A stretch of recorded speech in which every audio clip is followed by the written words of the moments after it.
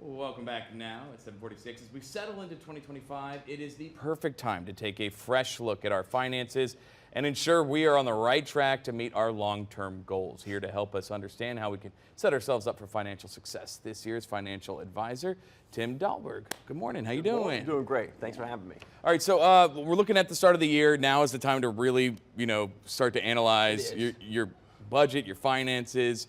Where do we begin to start to tackle it? Yeah, look, great place to start is revisiting that budget. Nobody likes the word budget, right? But it is a great place to start. Look, it's easy to kind of overspend, especially with inflation still affecting everyday items. But take a close look at the income, even probably a closer look at the expenses, where those are going.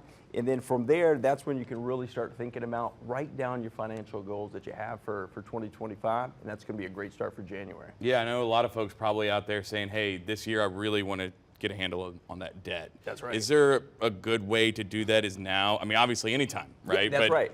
Like if you have debt, like most of us do, right? I think one of the good things is we start looking at how we can reduce it, right? One of the things that we're going to be able to do, higher interest rate, credit cards, loans, that's always good. Another thing that's really helpful, consolidating debt. It's going to lower that overall interest payment, also making those payments a whole lot simpler to manage. Yeah, so if you consolidate it, save some money on interest, maybe you're saving some money each month. Overall. Start to look at maybe putting that into an emergency fund for, the long run? Absolutely. So emergency fund, absolutely essential, especially kind of this market that's still, or the economy that's still a little bit unpredictable.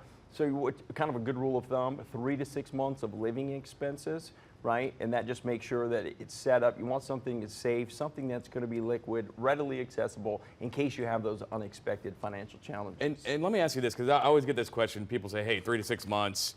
Wow, that's a lot for me to just put it. You're not asking people to put it all away at once. You start to build it up if there is an emergency, right? Absolutely, absolutely. Slowly, right? It's just a little bit. You start putting some money away. You do. You need to have that just for the unexpected things that come up. Life happens, so you do it. This time of year, I know if you're looking at the stock market, people are ready to get back in sometimes, waiting for that new year.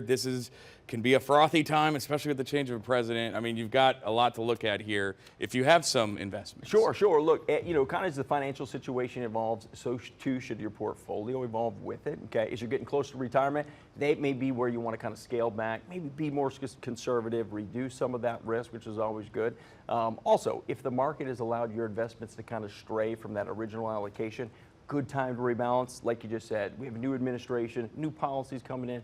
Hopefully going to be in that lower interest rate environment. Great time to review your portfolio. Sit down with an advisor. They can help you out with this. Yeah, and I know advisors are always a great resource when you're looking at planning for the future to estate planning, insurance. I mean, those are also great things to revisit. Oh, absolutely. Right. So, as we kick off this, start of the year, it's always a good idea. Update, maybe even create an estate plan if you haven't done so already.